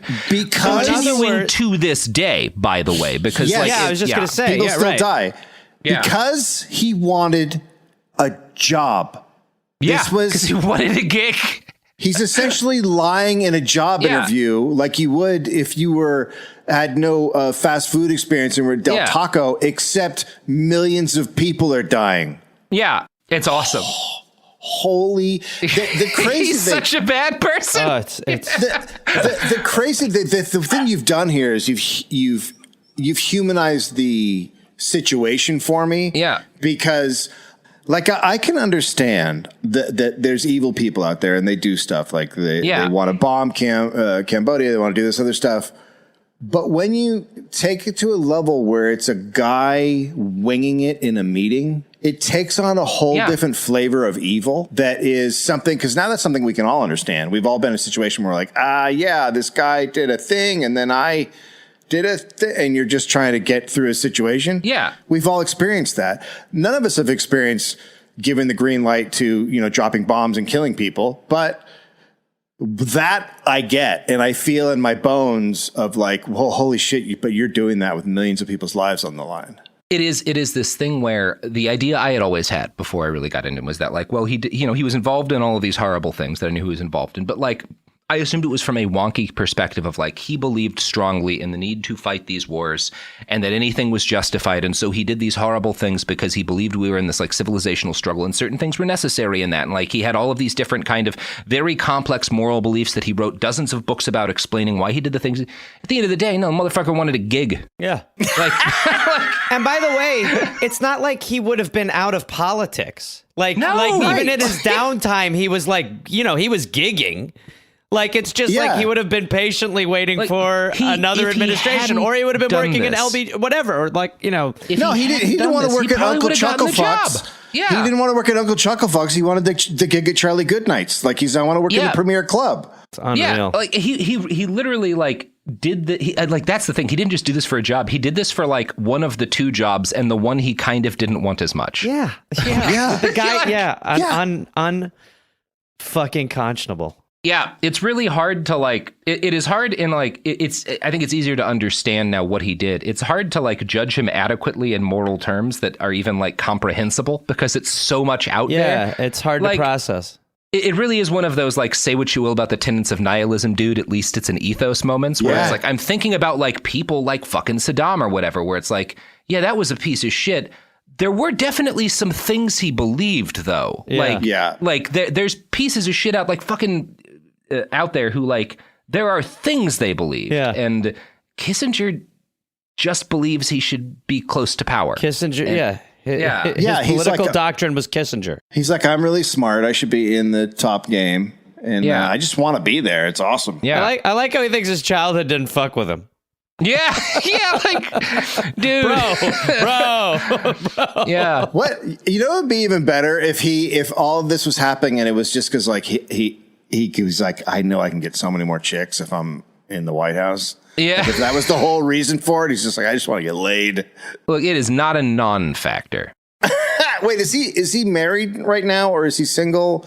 Oh, Lord, who knows? I think he gets married at some point, but he's also like, well, I don't know, actually. He's kind of like a bachelor dude. We'll talk about that later. I'm still working on those episodes because there's a whole thing to be said about Kissinger and women and sex appeal.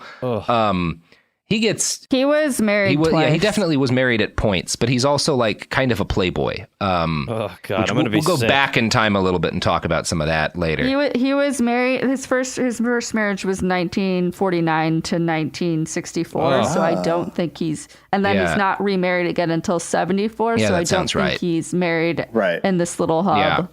I wonder why she left him. Yeah, I wonder any ideas.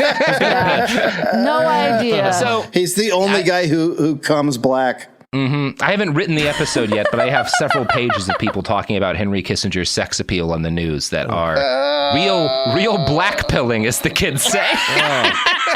Oh my God.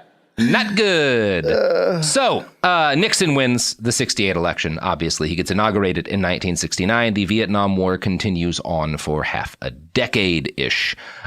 This was an almost incalculable humanitarian tragedy, as well as disastrous for the future stability and cohesion of the United States. But it was dope as hell for Henry Kissinger, who was swiftly appointed Nixon. Yeah. Like to put out there that my uncle went to Vietnam and it totally, he had to kill a lot of people and it totally fucking ruined his life and he watched friends die and stuff. So thank you, Richard Nixon. Thank you, Richard Nixon. Everybody who went to Vietnam after 68, say a thank you to Richard for Nixon and Kissinger for, all of the trauma and the trauma that in some cases, some of you passed on to your family members. And the trauma that has been passed on societally based on our attitudes towards war because of how Vietnam went and the ways in which some people were always looking for a rematch and it got us into other, Thank you. Thank you. Thank you. Yeah. Thank you. Really good stuff. Good stuff. Imagine if that had been the end of Vietnam, that there was actually a president realized, the foolishness of a conflict and we went to the table and negotiations were made and I don't think the first Iraq war happens.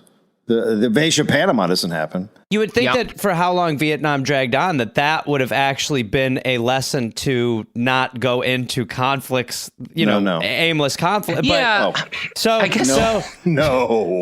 I guess the problem is we're thinking people should learn lessons. Yeah. That leading countries. That war isn't anyway a moral decision or actually comes from a place of actual, savior mentality, anything like that. Yeah, it's good stuff. It's great. Getting this appointment as national security advisor required a lot more politicking from Kissinger, including spreading rumors to Nixon before his inauguration that Johnson planned to either depose or kill the president of South Vietnam before he left office. Kissinger pushed this rumor to the president-elect via regular Bastards Pod side character and Rhodesia enthusiast William F. Buckley. Buckley's his middleman to lie to Nixon. Rhodesia enthusiast. The translator. Yeah, good old William F. Buckley, whose son went on to write, honestly, a pretty fun book. But we don't need to think too much about that. Wow. Great Aaron Eckhart performance in the movie. So Nixon appreciated Kissinger's chutzpah and connections enough that when he put him at the head of the National Security Council, he ordered the professor to reorganize it in order to take foreign policy control away from the state and defense departments. This means that Nixon gave Kissinger what was very close to a blank check to take total control of U.S. foreign policy. Obviously, Nixon wanted this because he was a paranoid control freak. He did not want any kind of separation of powers. He certainly did not want to have a Secretary of State who could do things that Nixon might not be explicitly ordering. But the result of this was that Kissinger found himself in a position where he could exercise near absolute power in foreign policy as long as the president kept liking him. Oh, now, God. Just as Kissinger had little love for Nixon, our buddy Dick Milhouse was not particularly warm to his new right-hand man. Now, you had given a couple of... Spanky, Hank. Yeah, you want to know what his real nickname for Kissinger was? Jew boy. Oh, my God.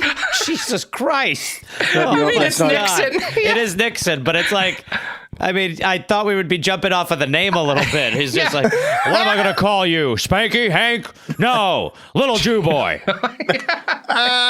Jesus Good Lord. Christ. And again, it says a lot about Henry Kissinger that he's like, yeah, all right. That's pretty good. Yeah, he just wants to be there. Very funny, sir. Very funny. Did I mention how childhood has no effect on me today? Nah, whatsies? So there must have been an element of Nixon then who knew what an ass-kissing little bitch he was.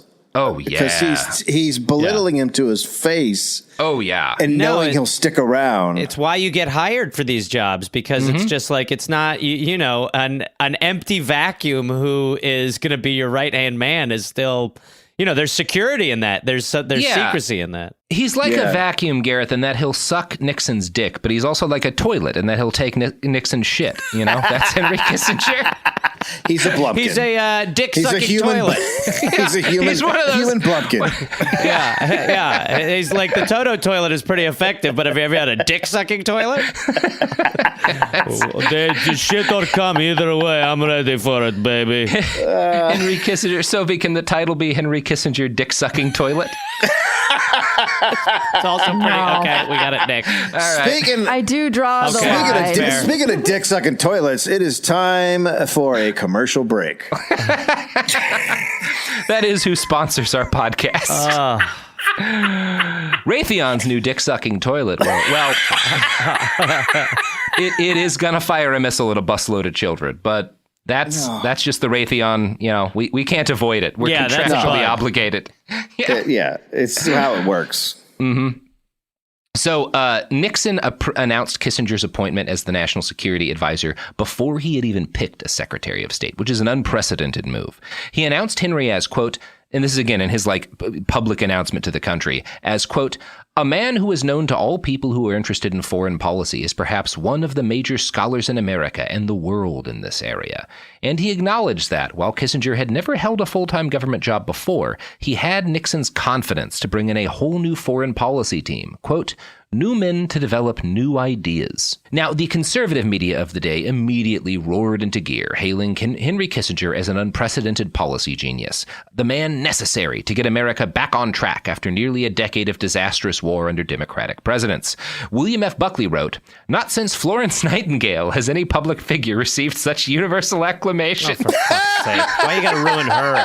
Fucking William F. Buckley, you piece of shit. Compared him with Florence Nightingale. Florence Nightingale. That's fantastic. Yeah, it's amazing. But even ostensibly liberal figures were wooed by Kissinger's supposed titanic intellect. In Henry Kissinger and American Power, Thomas Schwartz writes, the liberal historian Arthur Schlesinger Jr. simply referred to it as the best appointment so far. The New York Times columnist Tom Wicker noted the collective sigh of relief that went up from the liberal Eastern establishment and the Ivy League. Fearing Nixon's Cold Warrior image, most shared in the sentiment of Kissinger's Harvard colleague Adam Yarmolinsky. We'll all sleep a little better each night knowing Kissinger is down there. You mean in the toilet getting ready to suck dick? It's exactly what happened with Trump, right? It's like, it's the way that, I mean, again, it's people's natural reaction is normally kind of there. It's just the fears are assuaged by people who they consider to be, you know, the compass, and they're just not. And so when you're told that there are the good guys inside the bad camp, it's like, it's just never fucking true. It is rot from the core. Yeah, and it is. These liberals are also impressed by him and so comforted by him because they think he's smart, because he's good at quoting smart dead people, right? Yeah. It is the same thing that happened with Mattis. Mattis, thankfully, is not nearly as toxic a person as Henry Kissinger. But like, if you actually look at Mattis's background, one of the things he did in the Iraq War was cover up a war crime. Yeah, like, he's not a man to be like, I mean, and he was like, he was very popular among like people who served under him, which is part of like why there was this kind of collective relief. But it's this idea that he's like the warrior monk, right? Yeah. They love the idea that like, well, this guy who's president is a maniac, but this dude reads books that he hired, so it'll be okay. Well, and it's like, no, it's never okay. As you continue to lower the bar more and more, you're obvious, like the people that you're bringing back are part of a lowered bar, but because the bar is even lower, it seems and feels a little higher. But it is all just. This is exactly what happened with Colin Powell, who was a fucking evil. We did a dollop on him. Exactly evil fucking horrible monster. Person. Yeah, covered up fucking the massacres in fucking Vietnam. That's like when he started out, like terrible human being. But the press did the same shit. If you can quote old books and smile, and you're willing to give journalists time, they will talk about you as being the secret reasonable person within the war crimes party. Right. You know, like that's all it takes. Yeah. It's great.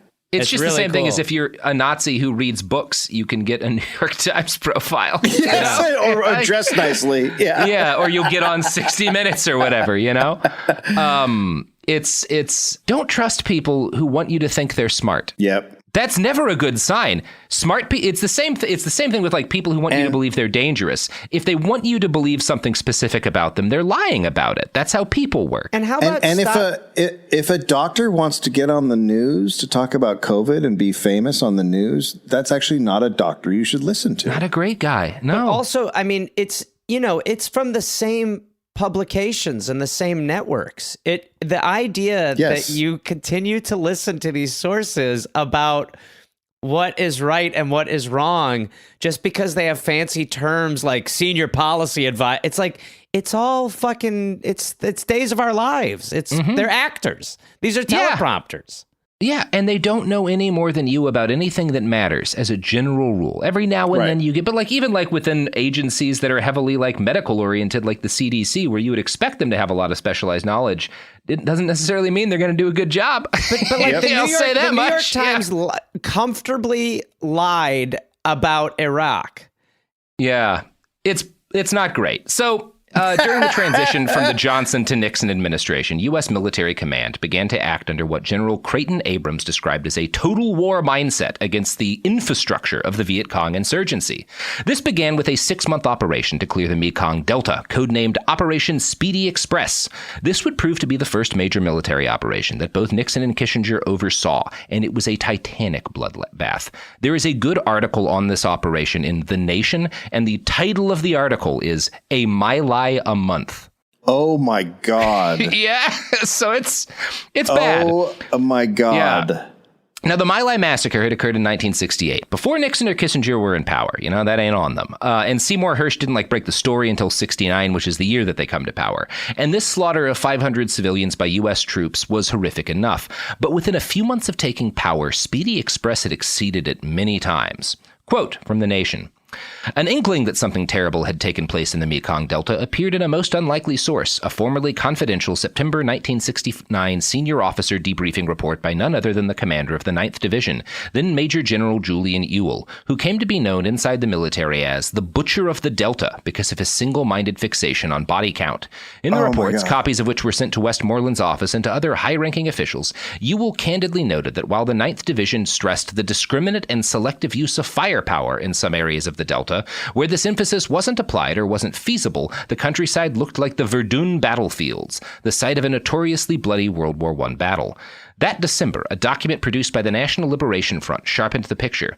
It reported that between December 1st, 1968 and April 1st, 1969, primarily in the Delta provinces of Kien Hoa and Din Tuong, the 9th Division launched an express raid and mopped up many areas, slaughtering 3,000 people, mostly old folks, women, and children, and destroying thousands of houses, hundreds of hectares of fields and orchards. But like most NLF reports of civilian atrocities, this one was almost certainly dismissed as propaganda by U.S. officials. A United Press International report that same month in which U.S. advisors charged the division with having driven up the body count by killing civilians with helicopter gunships and artillery was also largely ignored. And it because they're saying they're soldiers that they're shooting from a distance on helicopters. And then they justify, Colin Powell justified it by saying, well, they're providing food for the enemy. So there's no difference. Yeah. By the time Speedy Express comes to an end, U.S. forces had killed more than 10,000 people. The vast majority of these were claimed to have been insurgent fighters, but extensive mop-up operations after the fact found less than 800 weapons on all these bodies. They shared. That is fucking crazy. Yeah. I mean, we can't even frame them competently. No. And also remember, you're taking guys that you drafted. Yeah. Yeah, right. To do this. Yeah. I mean, like you said with your uncle. I mean, it is. It's like the generational ripple through that and the lifetime, what it does. It's pretty beyond who dies, who doesn't live again. Yeah, exactly. And what do people take back with them? Now, it is fair and necessary to note that this began in the December before Nixon and Kissinger took office. This is not entirely on them. Some of the blame for this goes on the LBJ administration as well, obviously, but it continued under them. This paragraph, written by Christopher Hitchens, gives you some idea of the savagery of what occurred in the early days of the Nixon administration's control of the Vietnam War. The people who still live in pacified Kien Hoa all have vivid recollections of the devastation that American firepower brought to their lives in early 1969. Virtually every person to whom I spoke had suffered in some way. There were 5,000 people in our village before 1969, but there were none in 1970, one village elder told me. The Americans destroyed every house with artillery, airstrikes, or by burning them down with cigarette lighters. About 100 people were killed by bombing, others were wounded, and others became refugees. Many were children killed by concussion from the bombs, which their small bodies could not withstand, even if they were hiding underground. So, Nixon's plan at the beginning, when his people had derailed the peace negotiations in 68, was that he would win election and then make peace with Vietnam, right? Then he's going to do the thing that he promised to do. But it swiftly became clear that peace was a messy prospect. One of the things he's worried about is that, if we withdraw from Vietnam, the Saigon government's probably going to fall, right? Because we're just barely propping up this shitty dictatorship. And it'll make me look weak, right? And so I can't do it because it'll make me look weak. Yeah, give me one beer Saigon. and then I'll quit drinking. And then I won't win re-election in 1972, and that's unacceptable. And that obviously keeps going over and over. You get into office and then you're like, well, what about re-election, instead of going the best direction for. It is one of the few things I'll give Biden some credit for, because he had the same calculus with Afghanistan. A lot of criticisms to make about the pullout from Afghanistan, but he did not make the same decision Nixon and Kissinger did. He did get out. And it would have been easier. Yeah. I would like to have a much more darker outlook on that. And it's self-serving too. He knew that Ukraine was kicking off, because that's been kicking off since he actually 2014 won the election. But it was Zelensky was largely for peace until all of a sudden Biden got elected, and then he flipped, and now he's like, I want NATO and all this shit. So, if you can pull out of Afghanistan, if there's another area cooking up, not that I'm negative on that shit, but it's probably too complicated to want to get into here, because that's another several. It's a fucking episodes worth of stories. It's a shithole of just unbelievable garbage all over the place. Yeah, so withdrawing from Vietnam means Saigon is going to fall, the government's going to fall, and that will be bad in the 72 elections, and it might push Kissinger and Nixon out of power. Neither of them can accept this, and this description of a meeting from December 1970 by H.R. Haldeman shows Kissinger's role in pulling back from peace. Kissinger came in, and the discussion covered some of the general thinking about Vietnam and the president's big peace plan for the next year, which Kissinger later told me he does not favor. He thinks that any pullout from next year would be a serious mistake because the adverse reaction to it could set in well before the 72 elections. He favors instead a continued winding down and then a pullout right at the fall of 72, so that if any bad results follow, they will be too late to affect the election. Yeah. And it's, that's what our wars always are. They're all about... they're all about elections. They fucking always are. It's, this led to Republicans thinking that, they had to get war back on track at some point. Yeah. But, and it's, it's always, it never works. It's just such a crazy idea. And you also, people are watching body bags go home.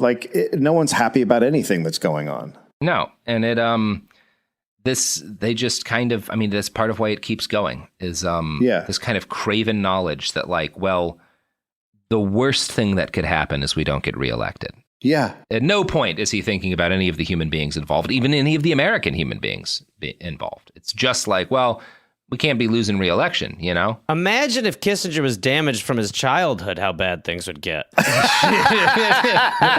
It could be really bad. And it's like, you know, actually, when we talk about the story of like American presidents making craven political decisions, one of the reasons FDR did not approve more effort being taken to evacuate Jewish refugees from Germany is he did not want to be seen as pro-Jew. Oh, because Jesus of the socialist Christ. policies and stuff that were going through. He knew that could hurt him. There were a number of other reasons, but like, yeah, they did not. That is like there were things that were done that led to the U.S. government saving fewer Jewish people from the Holocaust that were done for craven political reasons by the FDR administration. Let me hear this Kaiser pitch again. It actually big hat. I love Gareth, the hat. Biggest hat you've ever seen. Big into Very the hat. spiky. Now, loves his mom's hands, but. Oh, God. So the fun thing about this episode is that everything we're going to talk about in part 3 is even worse because in part 3, we're going to talk about fucking Cambodia. So. Woo! Yay! Well, Jesus you guys want to plug anything after my first ears? 3 hours? Yeah. I'm going to be in a toilet trying to get clean after this episode. You can go to dolloppodcast.com for tour information. And my website's GarethReynolds.com. I'm on tour, but not like tours of duty, just like stand-up and podcast tours with the aim of bringing joy to people. Though? I don't want to talk like that anymore, Dave. You just slaughter when you're up there. Dave, shut your fucking mouth, and you can just listen to the Dollop. Last time I saw you do a set, you just fucking murdered the whole fucking crowd. Shut your fucking face. Just like Not the only way did you they kill did that in crowd, Vietnam. you left unexploded ordnance in the crowd that they then tripped over that later. should have been over 15 minutes earlier. And like with unexploded ordnance in Laos, 40% of the people who loved your jokes after the set ended were children. No more. There'll be no more relating. There'll be no more correlating. Yeah. Anyway, that's part 2. You got 2 more weeks of Henry Kissinger ahead of you, folks. So strap in. Gets a lot uglier. But also, we'll be talking about his sex life. So, you know, a lot uglier. I was going to say something to look forward to, but like not really. Yeah. Oof. Yeah. Come back next week for more of the dick-sucking toilet, Henry Kissinger. That's a pretty good title. Mm-hmm. Sophie's not happy with it. No, Sophie's not on board. I don't love it, but you know. All right. Hi, everybody. Robert Evans here, and my novel, After the Revolution, is available for pre-order now from akpress.org. Now, if you go to akpress.org, you can find After the Revolution. Just Google akpress.org, After the Revolution. You'll find a list of participating indie bookstores selling my book, and if you pre-order now from either of these independent bookstores or from AK Press, you'll get a custom signed copy of the book, which I think is pretty cool. You can also pre-order it in physical or in Kindle form from Amazon or pretty much wherever books are sold. So please Google AK Press After the Revolution or find an indie bookstore in your area and pre-order it. You'll get a signed copy and you'll make me very happy. What if mind control is real? If you could control the behavior of anybody around you, what kind of life would you have? Can you hypnotically persuade someone to buy a car? When you look at your car, you're going to become overwhelmed with such good feelings. Can you hypnotize someone into sleeping with you? I gave her some suggestions to be sexually aroused. Can you get someone to join your cult? NLP was used on me to access my subconscious. Mind Games, a new podcast exploring NLP, aka Neuro-Linguistic Programming. Is it a self-help miracle, a shady hypnosis scam, or both? Listen to Mind Games on the iHeartRadio app, Apple Podcasts, or wherever you get your podcasts. You can scroll the headlines all day and still feel empty. I'm Ben Higgins, and If You Can Hear Me is where culture meets the soul. Honest conversations about identity, loss, purpose, peace, faith, and everything in between. Celebrities, thinkers, everyday people, some have answers, most are still figuring it out. And if you've ever felt like there has to be more to the story, this show is for you. Listen to If You Can Hear Me on the iHeartRadio app, Apple Podcasts, or wherever you get your podcasts.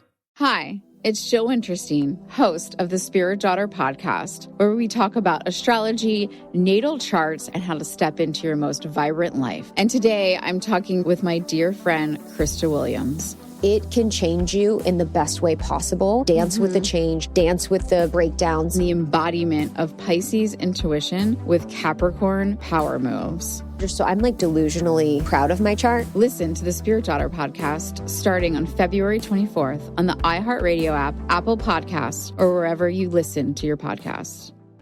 I'm Amanda Knox, and in the new podcast, Doubt, the Case of Lucy Letby, we unpack the story of an unimaginable tragedy that gripped the UK in 2023. But what if we didn't get the whole story? Evidence has been made to fit. The moment you look at the whole picture, the case collapses. What if the truth was disguised by a story we chose to believe? Oh my God, I think she might be innocent. Listen to Doubt, the Case of Lucy Letby on the iHeartRadio app, Apple Podcasts, or wherever you get your podcasts. This is an iHeart podcast. Guaranteed Human.